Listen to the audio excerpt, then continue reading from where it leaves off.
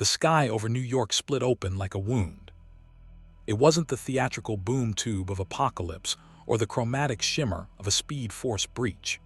This was reality tearing, a jagged rupture in the fabric between worlds that screamed with the sound of collapsing dimensions. Through that bleeding rift, a figure in red and blue plummeted earthward, trailing dissipating phantom zone energy like a comet's tail. Clark Kent had been fighting Zod's escaped prisoners at the edge of his universe when the breach swallowed him whole. Now he fell toward an Earth that looked like his, but felt fundamentally wrong. He caught himself 50 feet above Times Square, cape snapping in wind that carried unfamiliar chemical signatures. Below, a crowd of thousands faced a stage where 7 figures stood in costume, heroes, his instincts said, except everything about them registered as off. The colors were too bright, the postures too practiced, the smiles too perfect. Corporate logos plastered every surface. Vought International, a name he'd never heard, stamped on a spectacle that made his jaw tight. Then he saw him. The figure at center stage wore his colors. Red, blue, gold, the cape, the symbol on his chest, not the House of El Crest, but close enough to make Clark's stomach turn. This man stood like a god receiving worship, blonde hair perfect, eyes scanning the crowd with predatory assessment masked as benevolence. When those eyes found Clark hovering above, something flickered across the stranger's face. Shock, rage, fear. If you want to see more characters enter different universes, hit that subscribe button and drop the name of a character and the universe you want to see them in down in the comments below. Hope shines brightest in the darkest night. Clark descended slowly, hands visible and empty, reading the situation with reporters' instincts and Kryptonian senses. The crowd's heartbeats were elevated, excitement, not fear. They loved these people on stage. The woman with the tiara and ancient armor stood with hand on sword hilt. The man in black costume had gills at his neck, fish-like features twisted in confusion at Clark's arrival. A woman glowed faintly, energy crackling around her hands. Others wore variations on themes Clark recognized, speedster colors, mystical aesthetics, but all of it felt manufactured. Costumes, not uniforms. Products, not people. Well, the blond man said, voice carrying across the square with practiced projection. Looks like we have a guest. He smiled for the cameras, but his eyes promised violence. I'm Homelander, leader of the 7, and you are. Clark's X-ray vision swept the man as he landed on stage. No skeleton, no organs, no humanity visible through whatever Homelander was made of. But the cellular structure was wrong, not Kryptonian evolution over millions of years, but something artificial, engineered. His super hearing caught the man's heartbeat, elevated, aggressive, territorial. I'm Superman, Clark said simply, and watched Homelander's smile crack at the edges. I'm not from here. I don't know what happened, but I mean no harm. I'm just trying to understand. Superman, the woman in armor, Queen Maeve, according to the banners, laughed, but it sounded hollow. That's bold. What, Homelander wasn't enough for you, Vought? You're making knockoffs now. The crowd murmured. Phones rose, recording. Clark's hearing picked up 1,000 conversations, confusion spreading like ripples. Behind the stage, men in suits spoke urgently into earpieces. Security closed in, except these guards carried weapons that hummed with energy signatures Clark didn't recognize. I don't work for Vought, Clark said, meeting Homelander's glare. I don't know what Vought is. I was fighting enemies of my world when something pulled me here. I just need. Homelander moved. Not at super speed, faster than humans, but nowhere near Clark's velocity. The punch came with all the subtlety of a freight train, telegraphed by tensing muscles and building rage.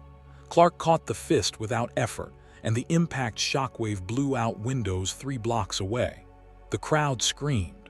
Homelander's eyes widened, then narrowed to slits leaking red light.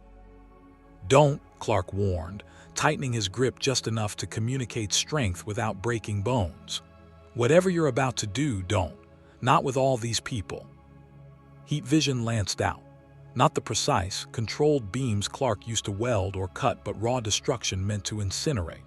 Clark's own heat vision met it, redirecting both streams skyward where they collided in a corona of superheated air. The other 6 scattered. Maeve pulled civilians back. The speedster, A-Train, Clark's enhanced hearing caught, vibrated with cocaine-fueled anxiety, clearly wanting to run. The man in black dove off stage toward water. "You dare!" Homelander snarled, genuine emotion cracking through the corporate facade. "You dare come to MY City, wearing MY colors, and embarrass me in front of..." Clark released him and stepped back, hands raised. "I'm not here to fight you. I'm not here to take anything from you. I'm lost, and I'm trying to find a way home." "Bullshit." Homelander floated backward, putting distance between them, and Clark noticed the flight was less smooth than his own. Practiced but not natural. "Vought sent you. Some fucking test. Or maybe it's the competition, some other corporation trying to build their own Homelander. Doesn't matter." His smile returned, but now it was all teeth. "I'm the real thing. I'm the Homelander. And you're just some cheap copy who's about to learn what happens when you fuck with me." The crowd was fleeing now, panic overriding fascination. Good.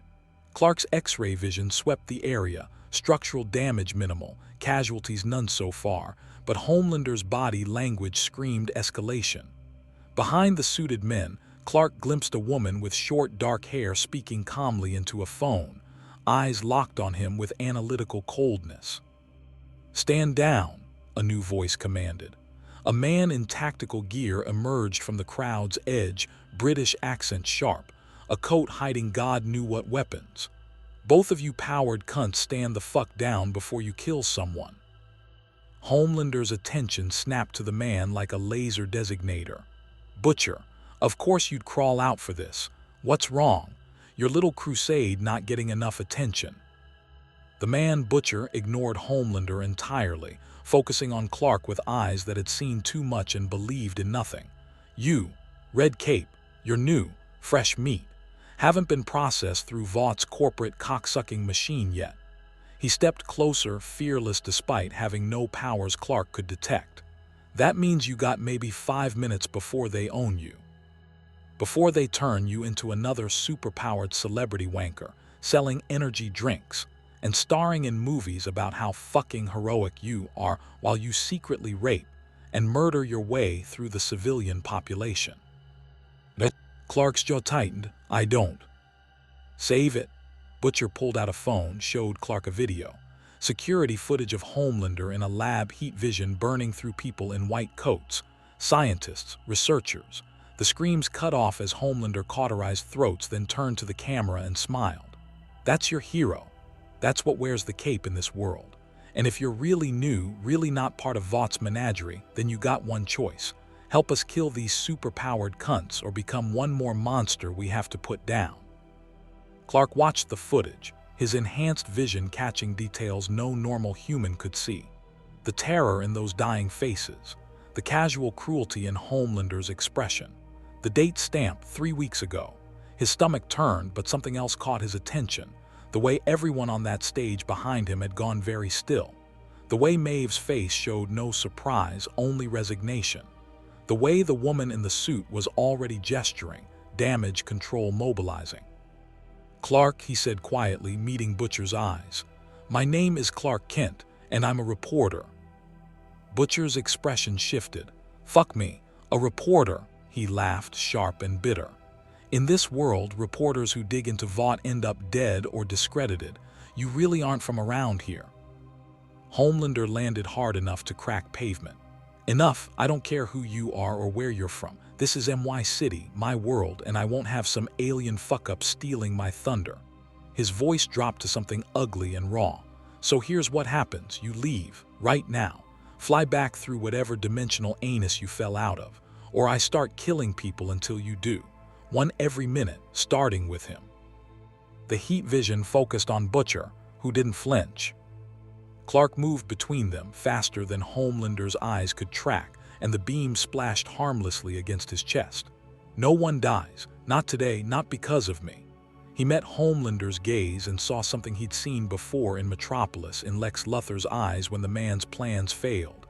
Absolute narcissism meeting immovable obstacle. "I don't want your city. I don't want your spotlight, but I won't let you hurt people." "Won't let me?" Homelander's laugh was hysteria wrapped in bravado. "You think you can stop me? I'm the Homelander. I can do whatever the fuck I want." "Then you're not a hero," Clark said simply. "You're just a bully with powers." The silence that followed was broken by Maeve's voice, quiet but carrying. "He's right." Homelander's head snapped toward her, betrayal and rage mixing. "What did you say?" But Clark's attention was elsewhere. His super hearing had caught something, multiple heartbeats in a van 3 blocks away, elevated with adrenaline and fear. Weapons being loaded, heavy caliber, and beneath it all a whispered conversation. "Target acquired. The new one. Unknown capabilities. Proceed with caution. Vought wants him alive if possible, dead if necessary." This world, Clark realized with dawning horror, treated people like him as products to be controlled or eliminated. Homelander wasn't an aberration. He was the result. The inevitable outcome of turning heroes into corporate assets, symbols into commodities, hope into something sold by the lowest bidder. And somewhere in this cynical, broken world, there were people who knew the truth. Butcher and whoever he worked with. Maybe others. People who'd seen heroes become monsters and decided to fight back the only way they could, with violence, brutality, and zero faith in redemption. Clark Kent stood between a false god and a man who killed gods, in a universe where his symbol meant nothing, and heroism was a marketing strategy, and made a choice. "I'll help you," he told Butcher, watching Homelander's face contort with rage. "But we do this my way. No killing. We expose the truth. We show people what their heroes really are." He looked at Homelander. "And we give them a chance to be better." Butcher snorted. "You're gonna learn real quick that mercy is a luxury, mate. These cunts don't deserve." The van exploded 3 blocks away. Homelander had fired without warning, heat vision, detonating fuel and ammunition in a fireball that consumed the vehicle and everyone inside. Vought's kill team, eliminated by their own asset to prevent complications. "There," Homelander said, grinning at Clark. "Took care of your stalkers, you're welcome. Now maybe you'll understand how things work here." He floated closer, voice dropping to something almost intimate. "You and me, we could own this world. Real power meets real power. Vought would pay billions. We could be gods, actual gods, worshipped, feared, untouchable." Clark looked at the burning van, at the bodies that would never go home, at the man who'd killed them without hesitation or remorse. He thought about Metropolis, about Jonathan Kent teaching him that power without responsibility was tyranny, about every choice that had made him Superman instead of something else. "No," Clark said, "we couldn't." Clark's first night in this new Earth was spent in the ruins of a Brooklyn warehouse, listening to William Butcher explain how heroism had died and been replaced with market-tested brand optimization. "Compound V," Butcher said, sliding a vial of electric blue liquid across the table between them. "That's what makes them super. Not alien genetics, not magic lightning, not gamma radiation or spider bites. Just good old-fashioned human experimentation. Vaught's been doozing bobbies with it for decades, creating superheroes they can patent, control, and sell to the highest bidder." Clark examined the vial with X-ray vision, analyzing the molecular structure. Synthetic, unstable, dangerous. Nothing like the millions of years of evolution that had made Krypton's children into living solar batteries. This was crude, forced, violent. They give this to children. Bobbies, mate, before they can consent, before they can refuse. Vought creates the heroes, raises them in facilities, trains them to perform. Butcher lit a cigarette, smoke curling in the dim light. The ones who survive and develop marketable powers get signed to contracts, become celebrities. The ones who don't, he shrugged. Unmarked graves, write-offs, failed prototypes. Around the table sat the boys, Butcher's crew of soup hunters. Mother's milk, a man built like a tank with eyes that tracked every exit. Frenchie, who'd been examining Clark's cape material with scientific fascination. Kimiko, silent and deadly, watching Clark with the wariness of someone who'd been hurt by powerful men before. And Huey, the youngest, who kept staring at Clark like he couldn't decide if he was looking at salvation or another monster in disguise. Homelander was their first success, Mother's Milk added, pulling up files on a laptop. Raised in a lab. No parents, no childhood, no normal human development, just pure power and ego with corporate conditioning. They tried to make him perfect, made him a sociopath instead. Clark had spent the evening using his enhanced senses to verify everything Butcher claimed. He'd watched from miles above as the Seven patrolled, which meant photo opportunities and club appearances, not actual crime fighting. He'd witnessed A-Train vibrate through a red light and accidentally run through a woman, killing her instantly, then speed away without stopping. He'd seen Maeve turn away from a robbery because it wasn't on brand. He'd listened to Vought executives discuss quarterly earnings from hero merchandising, while casualties from soup incidents were labeled acceptable losses. "Why don't people know?" Clark asked. "Your media, your government, how does Vought hide all this?" Huey laughed bitterly. "They own the media. They own the government. Heroes aren't public servants here, they're intellectual property. Vought has lawyers, PR teams, and enough money to bury any story they want." He pulled up another file, his girlfriend, Robin, killed by A-Train. "When Robin died, they paid me off, gave me a settlement and a non-disclosure agreement, made it go away like she never mattered." Clark's hands clenched. On his Earth, heroes answered to people. The Justice League operated in the light, accountable to international law and public oversight. Here, accountability was something corporations avoided with legal teams and murder.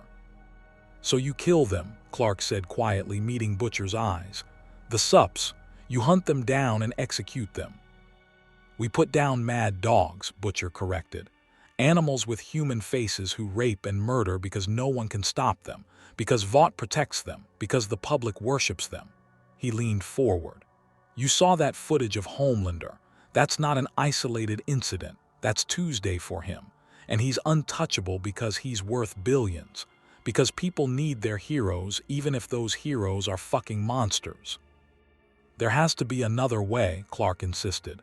"Exposure, investigation, if people knew the truth." "They'd call it fake news," Mother's Milk interrupted. "Vought's propaganda machine would bury it in 24 hours. They'd discredit the sources, threaten the whistleblowers, maybe have Homelander make a tearful public denial.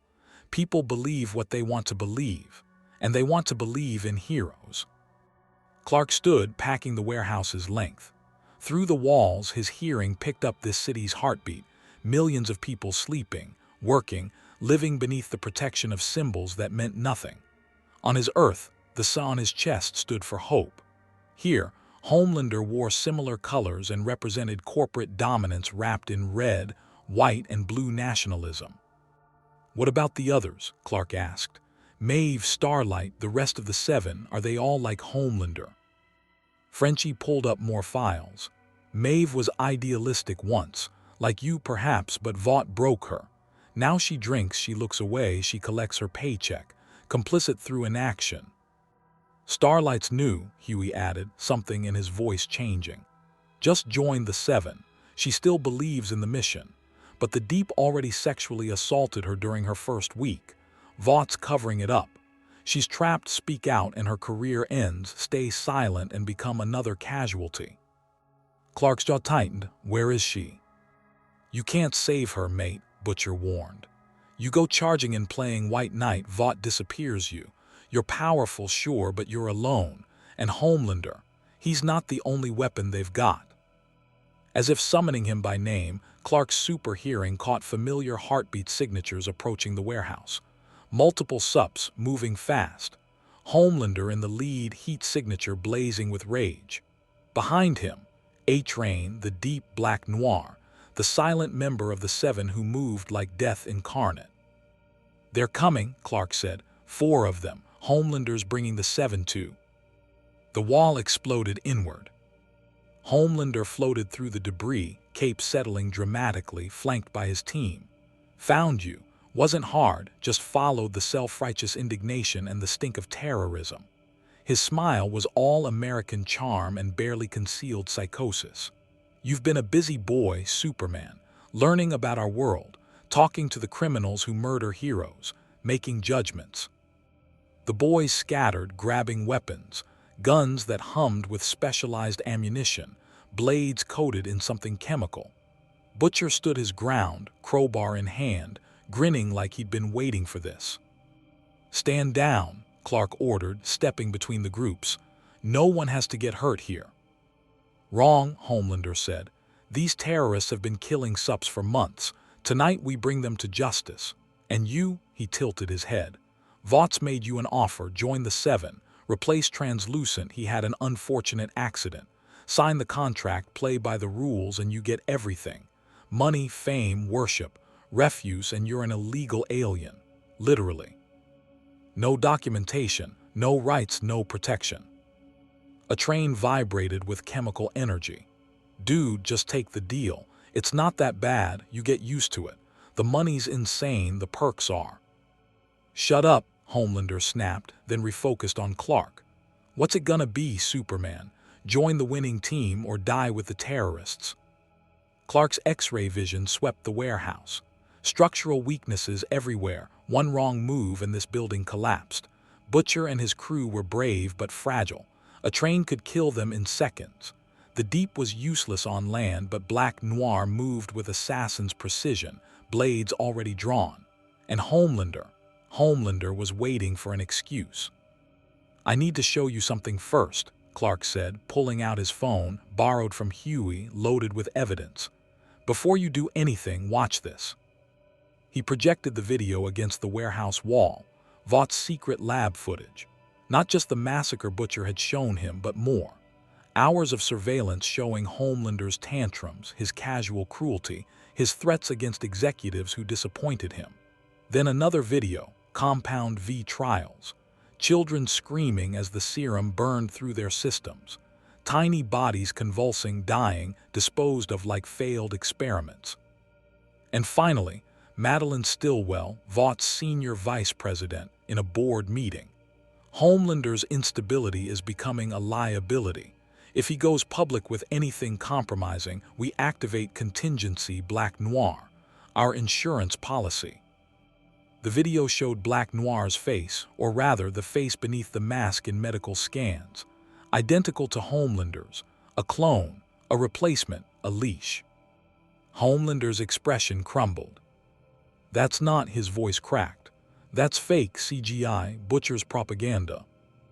"It's real," Clark said quietly. "I verified the metadata, I traced the servers, I watched you in that lab, Homelander. I saw what you did, what they made you into." He met those blue eyes so similar to his own but hollow where his held compassion. "They created you to be a product, not a person, not a hero, a controllable asset. And when you stopped being controllable, they built a replacement." "Lies," Homelander's heat vision ignited, sweeping toward the projection. Clark caught the beams again, redirecting them. "I'm not your enemy. Vought is. They've been using you, using all of you." He looked at A-Train. "How many times have they covered up your accidents? How many people have you killed that Vought made disappear? To the Deep. How many times have they mocked you, sidelined you, treated you like a joke despite your powers?" Black Noir said nothing, but his stance shifted microscopically. "You want to be worshipped," Clark continued, addressing Homelander directly. "You want to be loved, respected, feared, but you can't be any of those things while Vought owns you. While every action, every word, every heroic gesture is scripted and approved by corporate focus groups. You're not a god, you're a mascot. And the moment you stop making them money, they put you down like a dog and replace you with Black Noir." The silence stretched, a train's vibration slowed. The Deep looked at Homelander uncertainly, and Homelander's face cycled through emotions too fast to track: denial, rage, hurt, calculation. "You're trying to manipulate me," Homelander said finally. "Break me away from Vought so I'm vulnerable, so your terrorist friends can kill me." "I'm trying to show you the truth," Clark replied. "What you do with it is your choice. But I won't let you kill these people. They're fighting the only way they know how against a system that protects monsters. If that makes them terrorists, what does it make you when you massacre scientists? When you let A-Train kill civilians? When you do nothing while the Deep assaults your teammates? Homelander's eyes narrowed. How did you? I can hear everything, Clark said. Every lie Vought tells, every crime the Seven commits, every person suffering because heroes have become brands instead of protectors. He stepped forward. You were raised to be powerful. I was raised to be good. That's the difference between us. But it doesn't have to stay that way. You could choose to be better, to be the hero people believe you are instead of the monster Vought created. For one moment, one crystalline instant, Clark saw something human flicker in Homelander's eyes. Doubt. Yearning. The ghost of a child who'd never known kindness reaching for the concept of redemption. Then Vaught's conditioning crushed it. I'm a hero, Homelander said flatly. The greatest hero. And you're an illegal alien who's going to learn what happens when you threaten America's interests. His heat vision exploded outward, not at Clark but at the warehouse's support columns. The building collapsed. Clark moved faster than thought, catching beams, supporting structures, creating a pocket of safety around the boys while debris rained down. He heard A-Train grab Homelander and retreat at super speed. Heard the Deep running for water. Heard Black Noir's silent departure through the chaos. When the dust settled, Clark stood in the ruins holding a steel girder that would have crushed Mother's milk, while around him, Butcher's crew stared in something between awe and terror. "Fuck me," Butcher whispered. "You're actually real." Clark set down the girder carefully. "Where's Starlight?" "What?" "The new member of the Seven, the one who still believes. Where is she?" Clark's expression was set. "Because if Homelander's going to war, he'll use her. He'll threaten her, hurt her, make an example, and I won't let that happen." Huey pulled up a phone tracking app. She's Vought Tower, 73rd floor, her apartment. Clark was already moving toward the hole in the roof. "Stay here, stay safe. I'm going to talk to her." "And then what?" Butcher called after him. "You think one conversation changes anything? You think you can out-hope this world's cynicism?" Clark paused, hovering. "On my Earth, I was found by good people who taught me to use my power to help, not to dominate. Homelander never had that chance, but Starlight did. She had parents who loved her, a community that raised her right. She's proof that even in this world, real heroism can exist." He met Butcher's eyes. "So yes, I think one conversation can change everything, because that's how it always starts. One person choosing to be better, then another, then another. Until the whole world remembers what heroes are supposed to be." He shot into the night sky, leaving the boys in the rubble, and Butcher lit another cigarette with hands that almost trembled. "Huey," Butcher said quietly, "get Mallory on the phone. Tell her we might have found the weapon we need, a real one, not to kill Homelander." He smiled, sharp and dangerous, "but to replace him." Above the city, Clark flew toward Vought Tower, where a young woman named Annie January was learning that her childhood dreams had been lies, unaware that a symbol from another universe was coming to remind her why she'd believed in the first place. And in a penthouse suite at the tower's peak, Homelander watched Superman's approach on security monitors and felt something he'd never experienced before. Fear that he wasn't the strongest anymore, and rage that someone might be better. Annie January, Starlight to the 70 million Instagram followers, who consumed every carefully curated post, sat on her Vought-provided apartment floor with mascara running and cape discarded, watching her childhood die in real time on her phone. The footage was everywhere. Superman, that's what people were calling him, confronting Homelander at the rally. The warehouse explosion. Shaky cell phone videos of two figures in red and blue circling each other above Manhattan like gods preparing for war. And underneath it all, the questions. Who was he? Where did he come from? Why did Homelander look terrified? Her phone buzzed. Ashley, her Vought-assigned handler. "Do not comment, ON Superman. Do not engage. Official statement coming. Stay in your apartment. Another text, this one from Huey, the guy from the park, the one whose girlfriend A-Train had killed, the one whose eyes held the same disillusionment she was beginning to feel. He's real. Superman, he's actually real, not like them.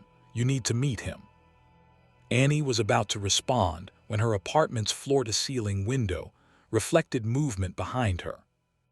She spun, light powers igniting instinctively to find a man floating outside the 73rd floor.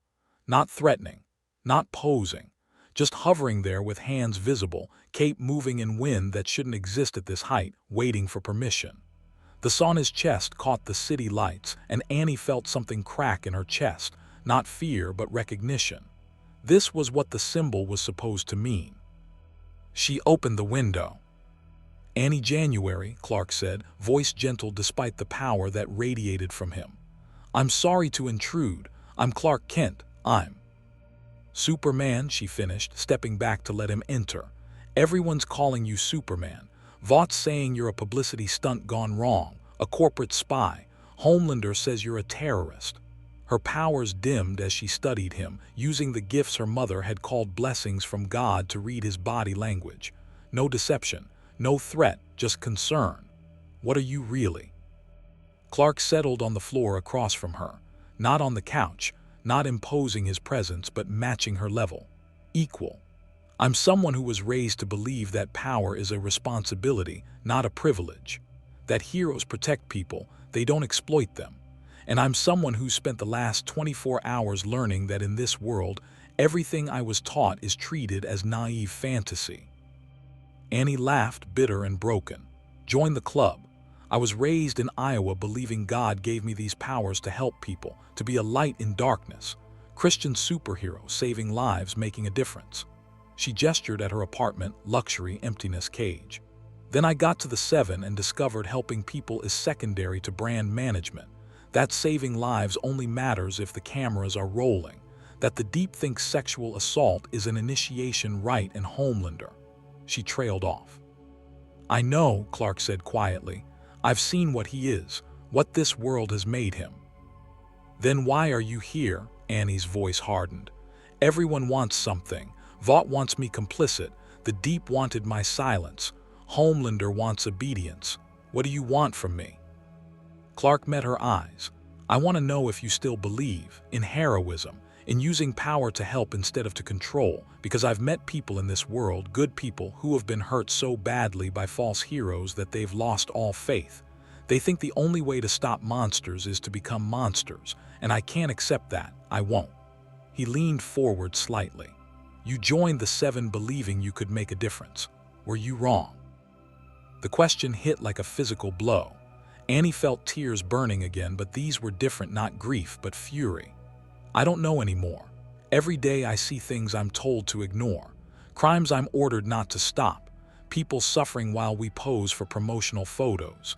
And when I tried to speak up about the Deep, about what he did, Ashley told me I'd be blacklisted, destroyed. That no one would believe me over a beloved hero." "I believe you," Clark said simply. "And I can prove what he did, what all of them have done. I can hear conversations from miles away, see through walls, remember every word with perfect clarity. I've spent a day gathering evidence that would bury Vought and expose the 7 for what they really are." He paused. "But releasing it would destroy everything. The public's faith in heroes, the illusion of safety, people's need to believe in something greater than themselves. It would create chaos, maybe riots. Definitely lawsuits and criminal charges. Vought would activate every contingency, eliminate every witness, burn everything to protect their brand." Annie's heart raced. "So you're not going to do it, you're just going to let them keep." "I'm asking you," Clark interrupted gently, "what the right thing to do is, because I'm not from this world. I don't know these people, their history, their breaking points, but you do. You're one of them.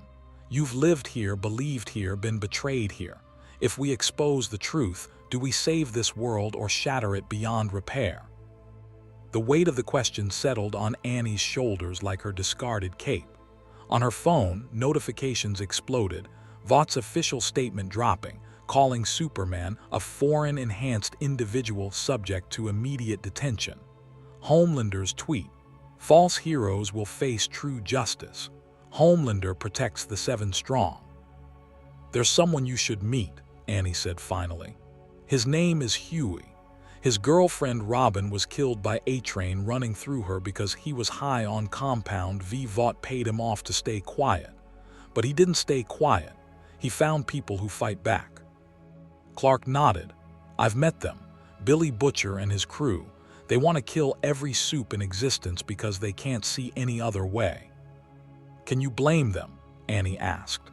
When the heroes are the villains and there's no Justice League coming to save the day. There could be, Clark said, a real one, heroes who actually answer to the people they protect, who operate in the light, accept accountability, refuse to compromise their principles for profit. He stood, offering her his hand.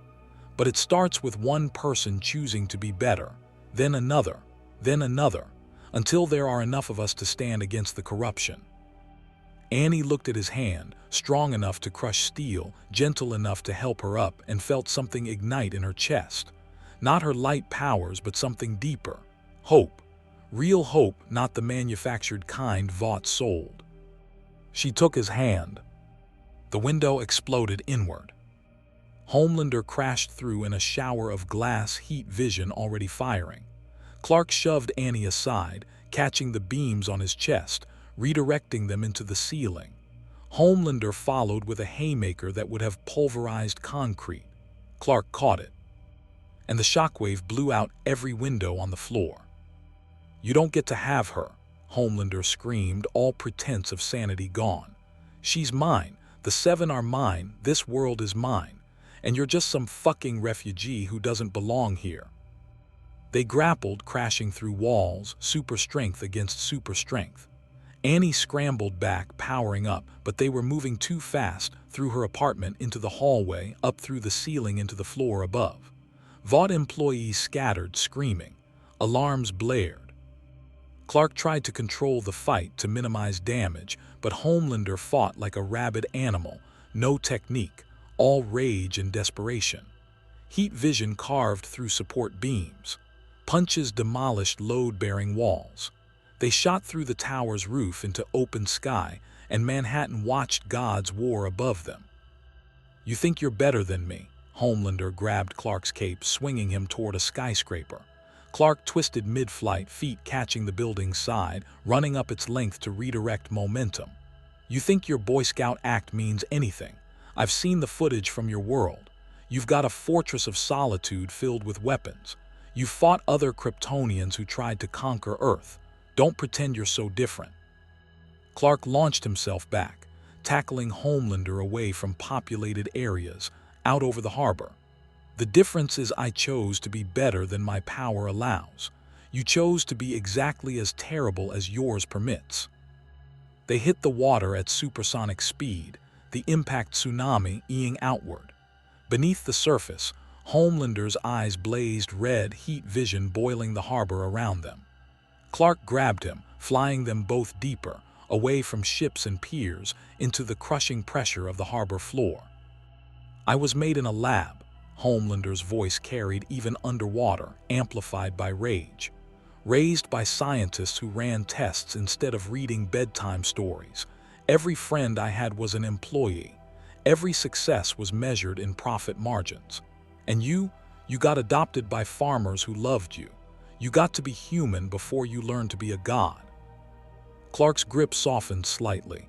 You're right, I was lucky. I had Jonathan and Martha Kent to teach me that power without compassion is just tyranny in a cape. You never had that chance, but you have one now, right now. You can choose. Homelander's heat vision intensified, blasting at Clark's face from inches away. Clark's own heat vision met it, and the collision superheated the water between them into steam. They exploded back to the surface in a geyser of boiling water. On shore, news helicopters circled.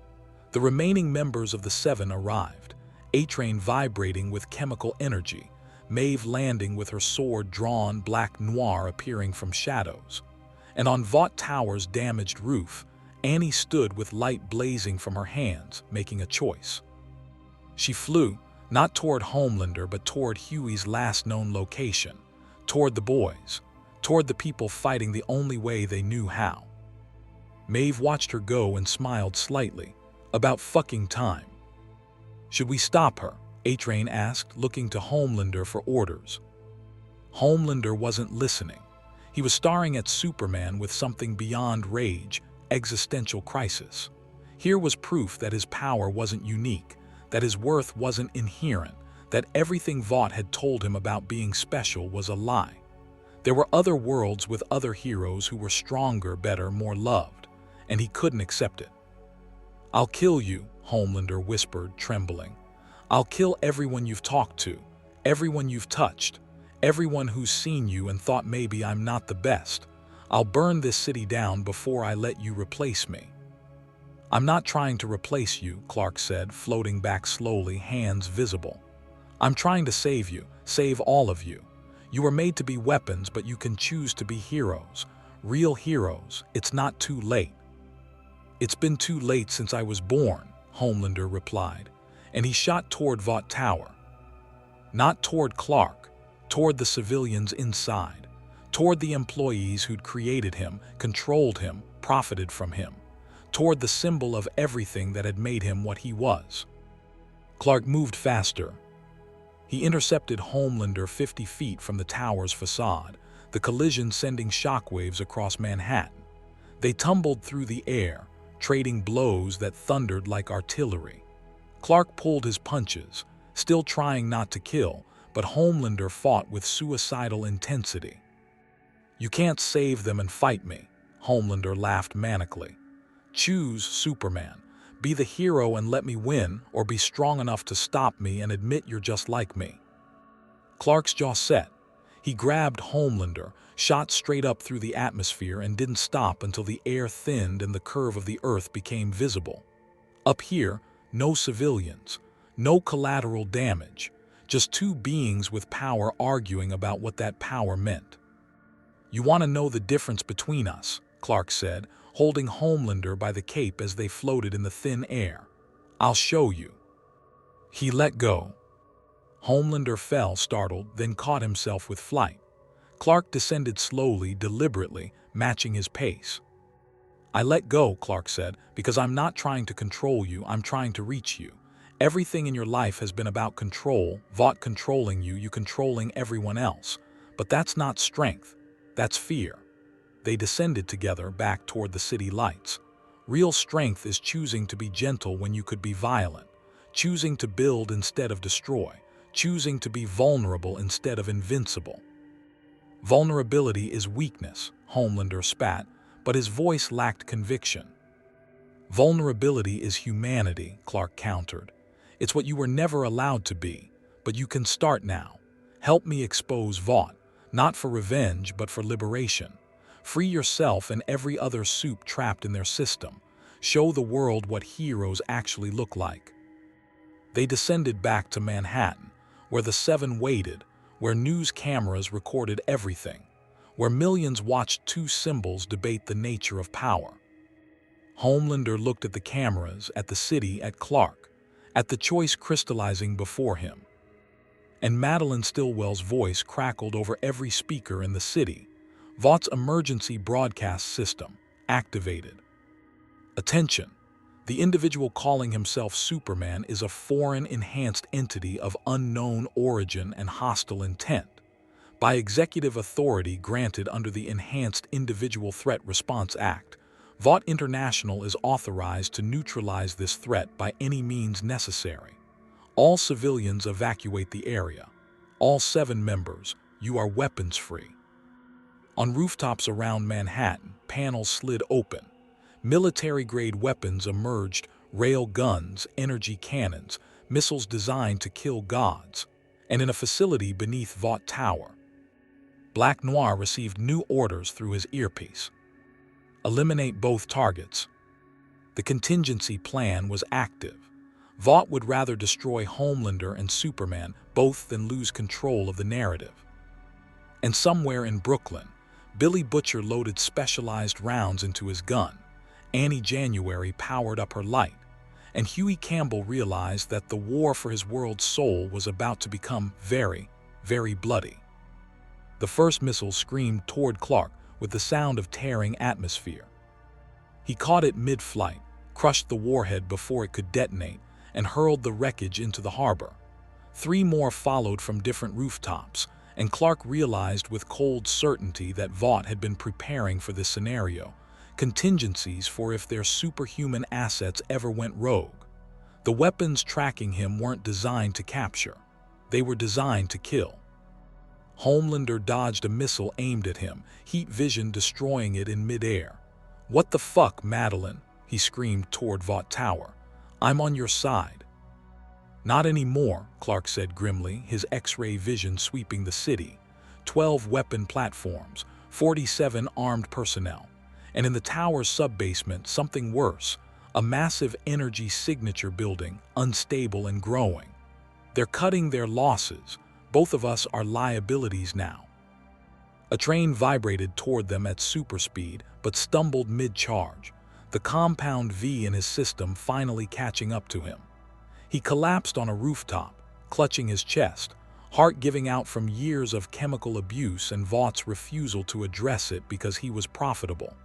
Maeve landed beside him, checked his pulse, and her expression hardened. "He's dying," she called out.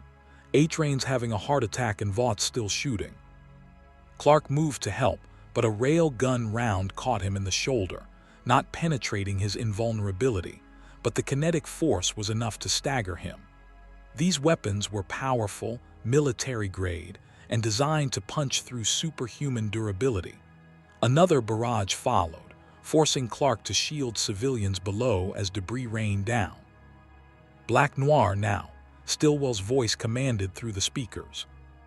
The silent assassin emerged from the shadows behind Homelander, blades coated with something that gleamed wrong in the city lights. Not ordinary steel, Clark's enhanced vision caught the molecular structure. Refined zinc, trace amounts of compound V, designed specifically to penetrate Homelander's invulnerability. The clone is attacking his original. Homelander spun, catching Noir's wrist inches from his throat. You're my fucking replacement." He saw his own face beneath the mask in that moment, not identical but close enough. The truth Black Noir had been hiding. Vaught's insurance policy takes form. They grappled, identical strength against identical strength, while the city burned around them. Clark tried to intervene, but the weapons platforms focused their fire on him, Vaught's tactical AI recognizing him as the greater threat. Energy beams carved through buildings. Missiles bracketed his position, and in the chaos he heard it, the sub-basement weapon powering up fully. A low hum is building to critical mass.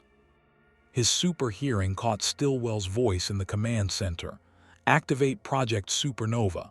Acceptable casualties, 50,000. Priority, eliminate both threats." 50,000. Half of Lower Manhattan. Vought was willing to vaporize their own city to maintain control of the narrative, to ensure no one questioned their authority over superhumans ever again. Clark shot toward Vought Tower. He crashed through 70 floors of steel and concrete in 3 seconds, following the energy signature down, into subterranean levels that shouldn't exist. Reinforced bunkers, laboratories, and at the center, a bomb casing 12 feet tall, filled with weaponized compound V set to detonate in a chain reaction that would kill everything superhuman in a 2-mile radius and irradiate the survivors. "I'm sorry," Clark whispered to the city above and plunged his hands into the device. The energy flooded into him, wrong, burning, corrosive. Compound V was designed for human physiology, not Kryptonian. It attacked his cells like acid, trying to rewrite his DNA, failing, tearing itself apart in the process. Clark gritted his teeth and absorbed it anyway, channeling the energy into his own body as a living battery, bleeding it off as heat vision aimed safely upward through the shaft he'd created. The device powered down. The bomb was neutralized. But Clark collapsed, compound V poisoning burning through his system. His invulnerability held, but his enhanced senses overloaded, hearing every scream in the city, seeing through too many walls, feeling every impact of the weapons still firing above. He forced himself to stand, to fly, to keep moving because people still needed him. He emerged from the tower to find Manhattan transformed into a war zone. Homelander and Black Noir had taken their fight to Times Square, leveling buildings with every collision. Maeve had abandoned Vaught's orders entirely, using her sword to destroy the weapon platforms targeting civilians, and descending from the sky in a Vought helicopter. Queen Maeve's replacement, a fresh superhuman drafted from the company's reserves, eager to prove herself by killing the traitors. Then the boys arrived. Butcher's crew drove a reinforced van through the blockade, weapons hot, and started targeting the Vought security forces. Not the superhumans, the handlers, the executives, the people giving orders. Huey manned a rifle with shaking hands, firing at armed guards who'd been shooting into crowds. Mother's Milk coordinated with Frenchie to hack the weapons platforms, turning them against Vaught's own forces. And Starlight, Annie January, hero name abandoned, flew above them with light blazing, protecting the boys from aerial assault and providing cover. "You're supposed to be one of us," the replacement hero screamed at her, firing energy blasts. "I'm supposed to be a hero," Annie shouted back, her light intensifying. "That means protecting people, not corporations." Her blast sent the woman spinning into the harbor. Clark landed beside Butcher's position, still bleeding off compound V radiation as heat shimmer. "The bomb's neutralized, but Vought has more contingencies. We need to end this," Butcher interrupted, pulling out a detonator. "I've got charges on every floor of that tower. Bring it down, bury Stillwell and every executive who made this happen. Kill the head, the body dies." "There are still people inside," Clark said. "Employees, civilians, security guards who are just doing their jobs." "Complicit," Butcher snarled. "Every one of them knew what Vought was and took the paycheck anyway. You want to save them, save the millions they've been exploiting." Clark's hearing picked up hundreds of heartbeats in the tower. Terrified people hiding in offices, trapped by the battle raging outside. Not all of them are evil. Some are just desperate for work, for health care, for a chance to survive in a world that ground people down and called it capitalism. "There's another way," Clark insisted. "There's always another way with you lot," Butcher said bitterly. "And it always ends with the powerful staying powerful and the weak staying fucked. I've seen your Justice League files." Huey pulled them from Vaught's research division. "You've got heroes in your world too, and you know what they do. They stop the villain, have a cry about it, and let the system that created the villain keep running." He raised the detonator. "Not this time. This time we burn it all down." Above them, Homelander finally overpowered Black Noir, heat vision burning through his clone's chest. The silent assassin fell, and Homelander floated there above Times Square, covered in blood, some his own, most Noir's, staring at his hands like he was seeing them for the first time. "I killed him," Homelander said, voice carrying across the battlefield. "I killed my replacement, the perfect one, the controlled one, the one they made to fix their mistake." He looked at the cameras still recording, at the millions watching. "You want to know what I am, what we all are? Weapons, products, lab-grown nightmares they dressed in capes and sold as heroes, and you bought it, you fucking bought it." He landed on Vought Tower's damaged roof, pulled Madeline Stillwell out of the command center by her throat, and held her over the edge. "Tell them," Homelander commanded. "Tell them what Compound V is, what you did to us, what we really are." Stillwell choked, terrified, and Clark saw the calculation in her eyes. Even now, even facing death, she was planning the spin, the narrative, the way to turn this into Homelander's villainy and Vaught's victimhood. "We saved you," she gasped. "Gave you powers, made you special, heroes. Without us, you'd be nothing." Homelander's grip tightened. "Without you, I'd be human. I'd have had a childhood, a mother, a chance to be something other than this." His voice broke. You made me a god and taught me to hate myself for not being perfect enough. You gave me everything except the one thing that mattered, a choice. Clark flew to the roof slowly, hands visible. You have a choice now, right now. Put her down. Don't become what they made you. Prove that you're more than their creation. Why? Homelander met his eyes and Clark saw the abyss staring back. Why should I be better? They weren't. You're not. You're an alien who could conquer this planet but pretends to be human. We're both fakes, both monsters wearing costumes. The difference, Clark said gently, is I choose to be better every single day. It's not easy. Some days it's the hardest thing I do, but I choose it because someone taught me that power is only worth having if you use it to help. You never learned that, but you can learn it now. From you, Homelander laughed. You'll be gone soon, back to your perfect universe with your perfect Justice League and your perfect Metropolis, and I'll still be here, in this world, where heroes are products and hope is a marketing strategy. Then change it, Clark said. You're powerful enough to force Vought to do anything, strong enough to break their system. You could expose them, free the other sups, build something better. Or, Butcher's voice called from below, you could drop the cunt and help me blow the tower. Burn it all down and start fresh. Homelander looked at Clark, at Butcher, at Stillwell dangling from his grip, at the camera recording his choice, at a world watching him decide what kind of symbol he wanted to be. And in that moment, something shifted. Not redemption, that would take years, maybe never come, but recognition. Understanding that he'd been a tool his entire life and finally held the power to be something else. He pulled Stillwell back from the edge. No one dies today, Homelander said. Not her, not the tower, not the civilians. He looked at Clark. You win, I'll help you expose Vought, all of it. The Compound V trials, the casualties they buried, the sups they killed when they stopped being profitable, everything. He dropped Stillwell at Clark's feet. But then you help me, you teach me how to be, whatever the fuck you are, a real hero, not because Vought says so, but because I choose it. Clark felt something release in his chest, hope, real and fragile. Deal. Butcher lowered the detonator slowly, rage and disappointment warring on his face. You're making a mistake. He'll turn. They always turn. Maybe, Clark acknowledged, but everyone deserves a chance to be better than they were, even him. Homelander looked at his hands again, weapons that had killed hundreds, tools that had been used by Vought for profit and control. I don't know how to be good. Neither did I, Clark said. I had to learn, we'll learn together. The battle ended not with explosion or dramatic confrontation, but with choice. Homelander is surrendering to accountability. Maeve is abandoning Vought publicly. Annie is joining the boys permanently.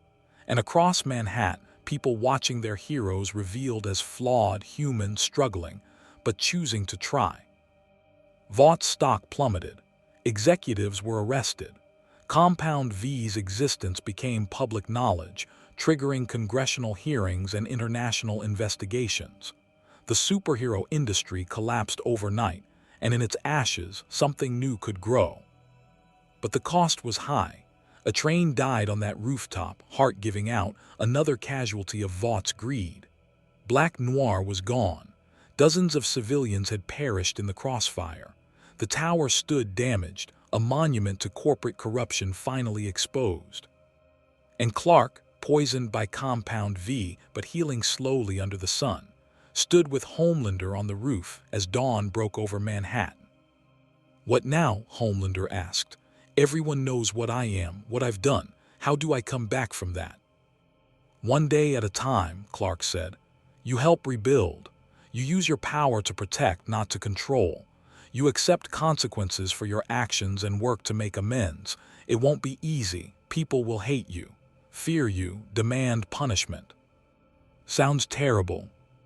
It's called accountability, Clark smiled slightly.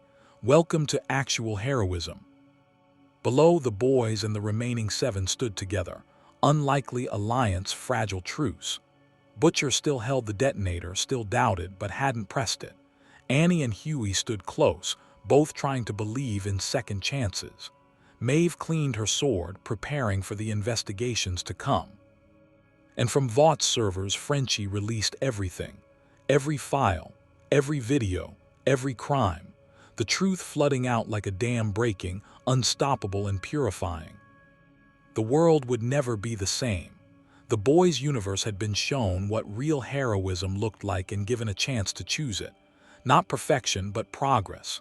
Not saints, but people trying to be better. Clark felt the dimensional rift calling him. His time here ending, reality pulling him home. He had hours, maybe less. "I'm leaving soon," he told Homelander. "The breach that brought me here is closing. But before I go, I'll teach you everything I can, starting with the most important lesson my father taught me." "What's that?" Clark looked at the sunrise, at the city damaged but healing, at people who'd lost faith learning to hope again. That being a hero isn't about being powerful. It's about being good, even when it's hard, especially when it's hard. Homelander nodded slowly. "I'll try. I'll probably fail, but I'll try." That's all anyone can ask. And as the sun rose over New York, two figures in red and blue stood together. One from a universe where heroism thrived, one from a universe where it had died, both believing that maybe, just maybe, symbols could mean something true again. Clark spent his final hours in the boys' universe doing what he'd always done best, helping people rebuild.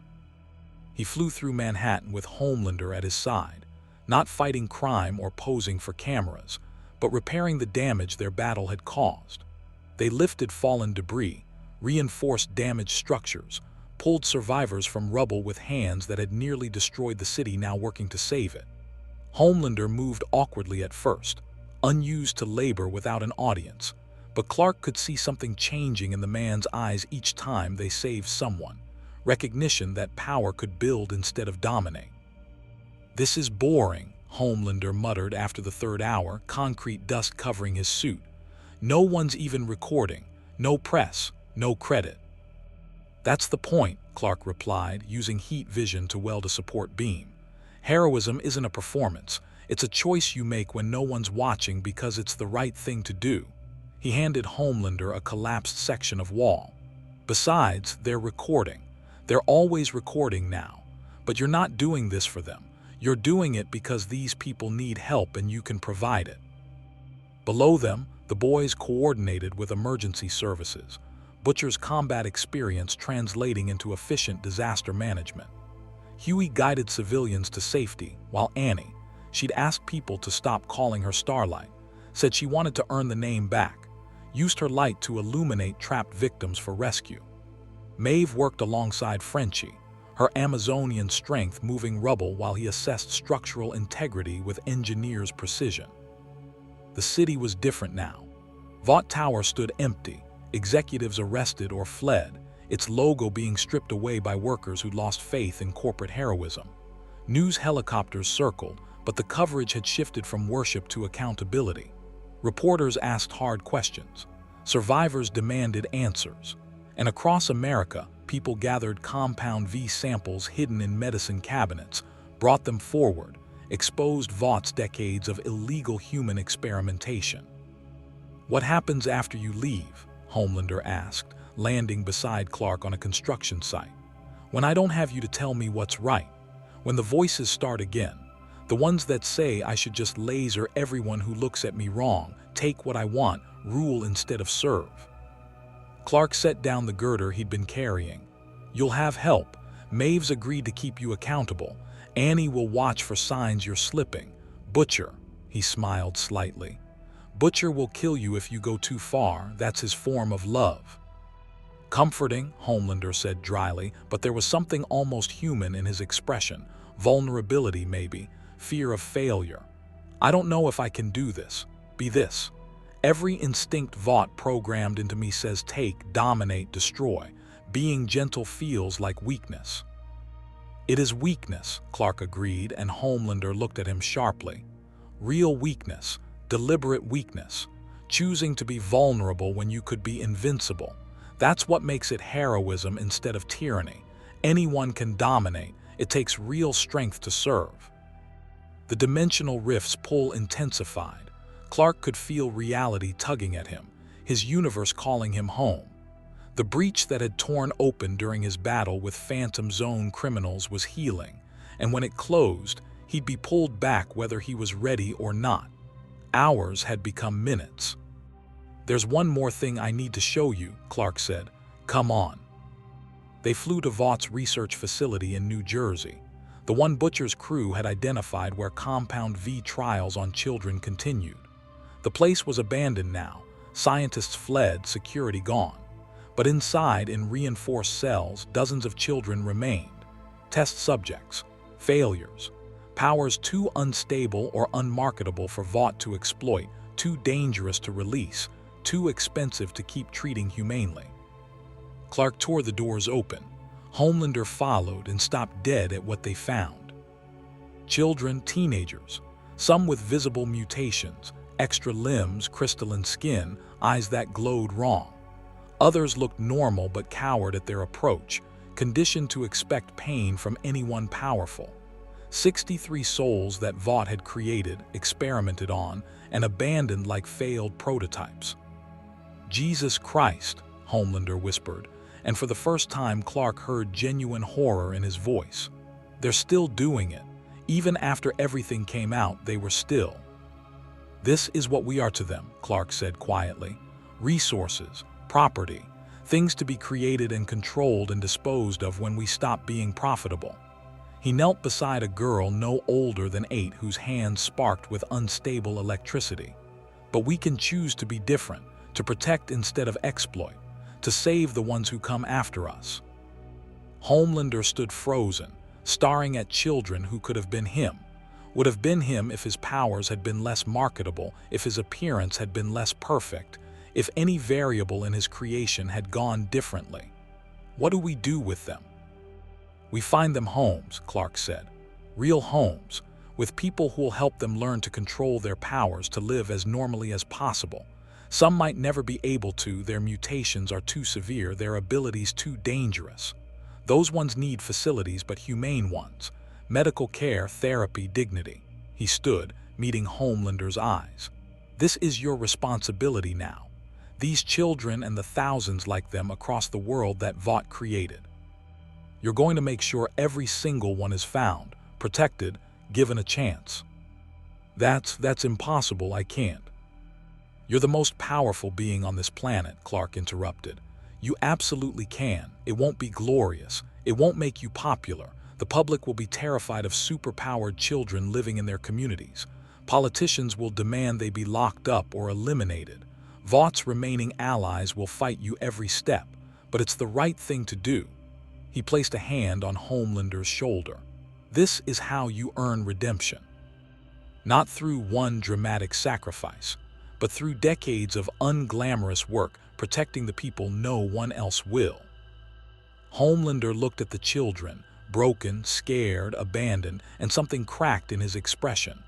Not the performative emotion he'd used for cameras, but real grief. For them, for himself, for everyone Vought had destroyed in pursuit of profit. "I'll do it," he said hoarsely. "I don't know how, but I'll figure it out. I'll make sure they're safe, all of them." Clark smiled. "That's the most heroic thing I've heard you say." They spent the next hour evacuating the facility, flying children to emergency services, coordinating with social workers and medical teams. Annie arrived to help, her light soothing terrified kids. Maeve used her fame, what remained of it, to pressure hospitals into accepting them. Even Butcher showed up, gruffly organizing transportation while pretending he didn't care. "This is a fucking nightmare," Butcher muttered, watching a boy whose skin was transparent reveal his organs. "These kids are weapons waiting to go off." "They're children waiting to be helped," Clark corrected. "And they deserve the chance to be more than what Vought made them." "You really believe that, don't you?" Butcher studied him. "That everyone can be saved, everyone deserves redemption, even Homelander." "Everyone deserves the chance to try," Clark said. "What they do with that chance determines who they are." He looked at Butcher meaningfully. "That includes you. You could spend the rest of your life hunting sups out of revenge, or you could help build something better, systems that prevent another Vought, oversight that actually works, a world where power is accountable. Butcher lit a cigarette with shaking hands. You're asking me to have hope in this world after everything I've seen.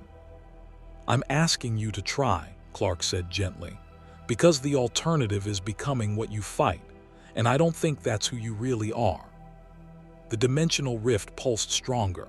Clark felt it in his chest, in his bones, minutes now, not hours, reality demanding he return. He gathered them all, Homelander, Maeve, Annie, Butcher, Huey, Mother's Milk, Frenchie, Kimiko. The unlikely alliance that had formed in the ruins of Vought's empire. I'm leaving, Clark said. The breach is closing. I'll be pulled back to my universe soon, and I won't be able to return.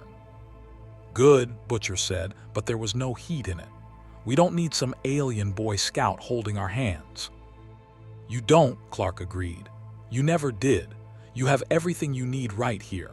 People willing to fight for something better, powers that can protect instead of oppress, and most importantly, the knowledge that change is possible. He looked at each of them. You've seen what corporate heroism becomes when there's no accountability. Now show the world what real heroism looks like. What if we fail? Huey asked. What if Homelander goes evil again? What if Vought rebuilds? What if people just give up? Then you try again, Clark said.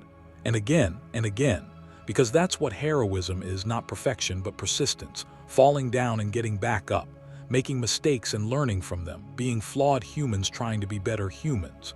He smiled. My father once told me that the sun on my chest stands for hope, not because I'm perfect, but because I choose to keep hopping even when it's hard. That's what I'm leaving you. Not solutions, but the reminder that hope is a choice, and you can choose it every day.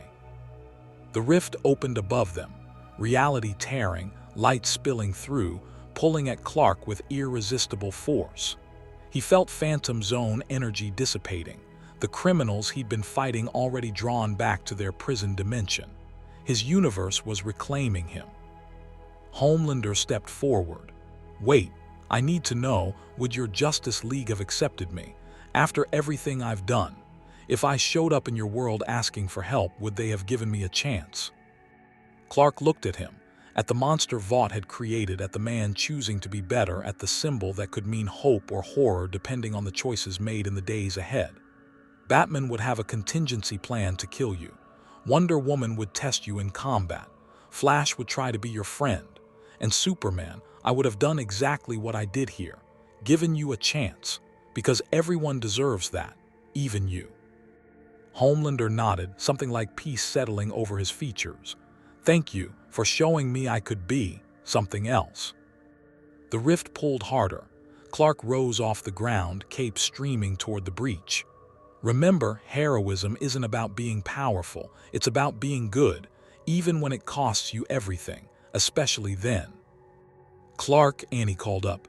What do we tell people when they ask about you, about what happened here? Clark smiled as reality began pulling him through. Tell them the truth, that a hero from another universe showed you what heroism should look like, and then show them yourselves. Be the heroes this world needs, flawed, struggling, human, but trying, always trying. The breach swallowed him, reality folding, dimensions collapsing.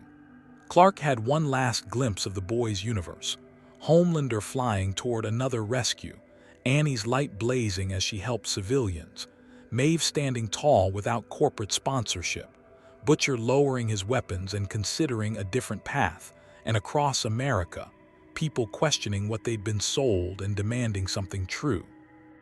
Then he was through. Clark emerged in his own universe mid-flight, the Phantom Zone criminals he'd been fighting already contained by the Justice League. Batman stood on a Gotham rooftop analyzing data.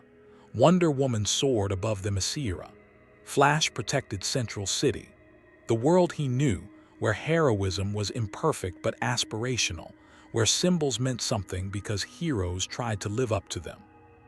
Superman, Batman's voice crackled over comms. You disappeared mid-battle, dimensional anomaly. Where did you go? Clark looked back at the space where the rift had been. Now sealed, two universes separated again. But somewhere out there in a darker reality, people were learning to hope again. Learning that heroes could be more than products, that symbols could inspire instead of exploit, that even in the deepest cynicism, light could persist. "I went somewhere that needed to remember what hope looks like," Clark said, "and I think they're going to be okay." He flew home to Metropolis, where Lois was waiting with questions and coffee, to a world where heroism was the default, not the exception. But he carried something back with him, the reminder that his symbol only meant something because he chose to make it meaningful. That every day he woke up and decided to be Superman instead of something else was a choice.